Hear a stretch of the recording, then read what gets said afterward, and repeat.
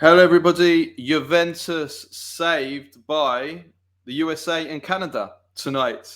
Juventus 2, Pafos 0. I'm Carlo Garganese. I'm reacting to the important Champions League match in Turin tonight, which Juventus simply had to win. They come into this game, obviously, in a little bit of a crisis, or not just a little crisis, a big crisis, after the defeat at the weekend to Napoli.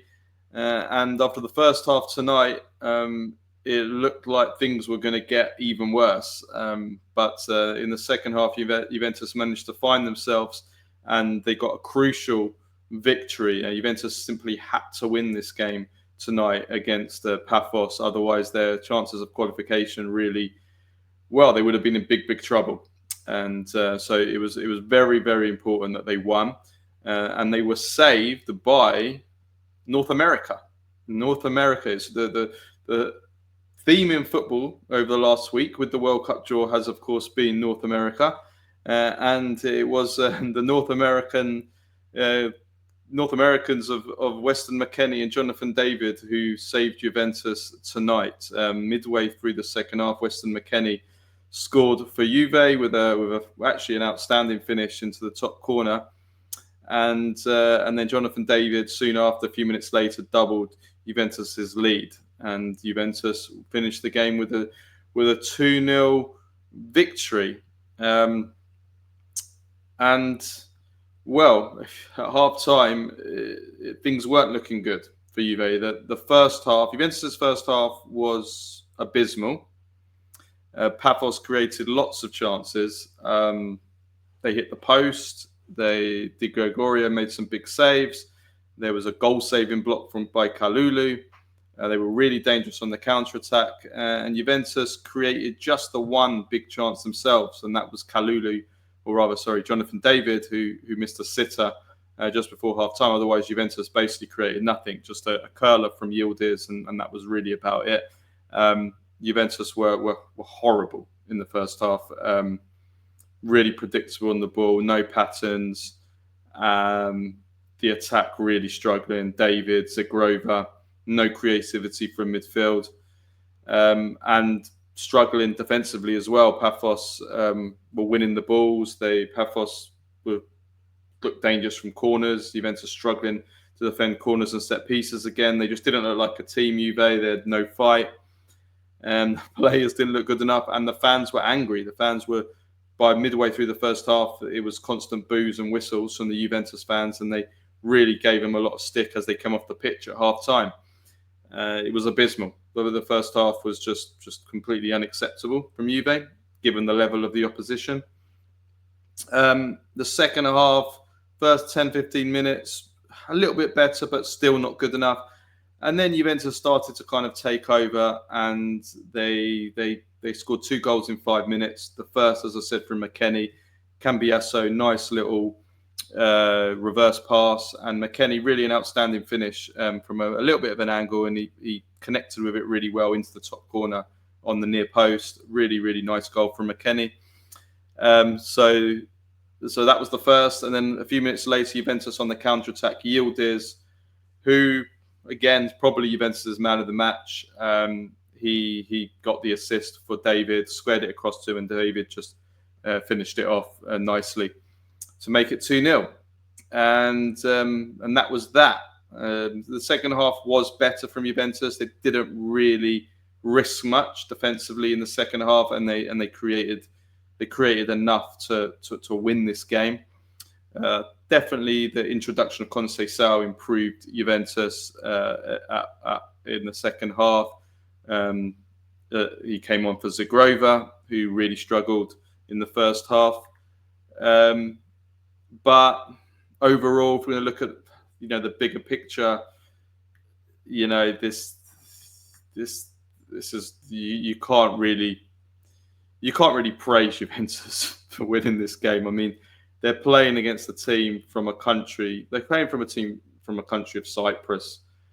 Cyprus where are they ranked in the FIFA rankings? The country 120 something in the world. It's a team with David Luiz actually still plays for, 38 years old. A lot of Brazilians in their team, but this is a team that you shouldn't be made to sweat. You shouldn't put in a first half performance like that, which kind of shows the level that Juventus are at. This is a Juventus team that, they're not going to have a good season. They're going to struggle, but they had to get the job done tonight. They had to get the win. Qualification is really important for financial reasons, but also because, look, Juventus face a struggle to get into the top 4 through the Serie A, and maybe their best chance is going to be if Serie A can kind of get a 5th place and get 5th place, so that the 5th place team qualifies for the Champions League. And in order to do that, Serie A needs to be in the top 2 performing leagues in Europe this season. Now, the Premier League are going to win by a landslide the first spot. But the second spot, actually, if you look, like Germany are struggling a little bit already this season, the Champions League. So is Spain. Villarreal are out now. So, there is a potential opening there for Serie A if we'll come on to Napoli in a bit. But if Italy can get all their teams into the next round, and then, some of their teams do decently, maybe in the Europa League as well, there is a chance that we can do better, hopefully, than Spain and Germany. And maybe we've got a chance to get in that 2nd place, even though we all know the crisis that Serie A is in, and our teams, maybe don't look like capable of winning anything or going that deep. We might still be able to do well enough to do better than Germany and Spain. I don't know, but so Juventus also need to try and get through also for that reason, because it doesn't look like it's going to be this team is really not good enough at all to be confident that they're even going to finish in the top 4 at all. And they've got a real fight on their hands, because this is a weak team, and we saw that in the first half. It's a bad team, but they got the win. There was a few positives. I mean, Yildiz again, really good. Obviously, Conceição made a difference in the second half. Cambiasso got an assist. Obviously, Mckennie got his goal. I mean, Mckennie, I'll give him praise in the sense that Mckennie has often popped up with important goals in big games in the Champions League. If you look at his Juventus time at Juventus, that's one thing I can praise him for. Scored against some big teams, against Man City, against Barcelona, didn't he, in his first season, in the game that Ronaldo scored at the Camp Nou or in Barcelona, if I remember, a few years back now. The COVID season, wasn't it? So he scored some important goals, and that's a positive. Juventus kept a clean sheet. That's rare. Didn't really deserve to keep a clean sheet, but let's take that positive. But the negatives are, what we saw in the first half. Zigrova blew his chance, really. Rare start. He didn't look right. He doesn't look well conditioned, and you can see why. He's probably, I don't know how much of the impact of the injury. Maybe he just needs more game time to build up his strength and his conditionings but he's somebody that doesn't look like he's ready to start games. He's had some really good cameo performances, but he doesn't look ready. So that's that. I mean, Juventus are up to 9 points. Their remaining fixtures are Benfica at home, Monaco away. So Juventus, because they've got a positive goal difference, 1 point is usually enough.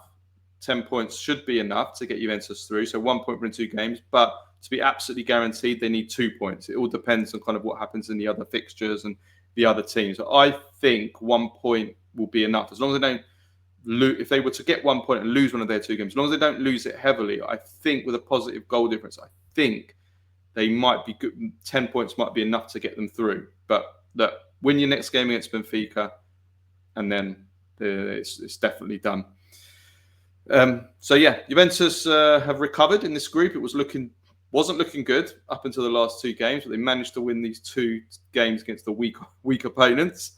As for Napoli, they played against Benfica, and I didn't watch this game at all. Haven't seen a minute of it, so I can't analyse the game properly. I can only comment on the result, which was a 2-0 defeat. And from just speaking to people that have watched the game, and they said that Napoli were completely dominated, especially in the first half. And I'm looking at the stats, the first half. Benfica had an XG of 1.96. to Napoli's with 0.27. It seems like the second half was more even, but still Napoli created very, very little. They got dominated by Jose Mourinho's Benfica, so he will be very happy getting the one over Conte. So yeah, not good for Napoli at all. We thought they'd kind of turn the corner with this new system. Turn the corner in Serie A, of course, but same old story with Antonio Conte, not turning the corner in the Champions League. And I'm looking at it now. They're on 7 points, 2 games to go. Again, 10 usually gets you through, but not if you've got a minus goal difference. And Napoli, who are in 23rd spot at the moment with a -5 goal difference, 3 points might not necessarily be enough to take them through. Their next final 2 games are against Copenhagen away and Chelsea at home in the new year.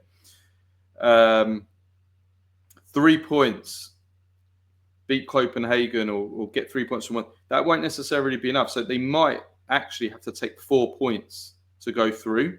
There's a good chance of that because of their goal difference, but they might need 4 points. And so they are at risk. Napoli are at real risk. Even going away to Copenhagen is not easy. No away games are easy, especially Conte's record and Napoli's record under Conte in the Champions League. So there is a very real risk that Napoli could go out. There is a very real risk. And again, that would be a complete disaster for Conte, for Napoli, for Serie A. So yeah, this is a big blow for Napoli. I haven't watched the game, so I can't really comment more than that. But yeah, not good at all. But positive for in terms of the result, at least for Juventus. They win. They're closing in on qualification. Not good for Napoli. But overall, a mixed week for Serie A in the Champions League.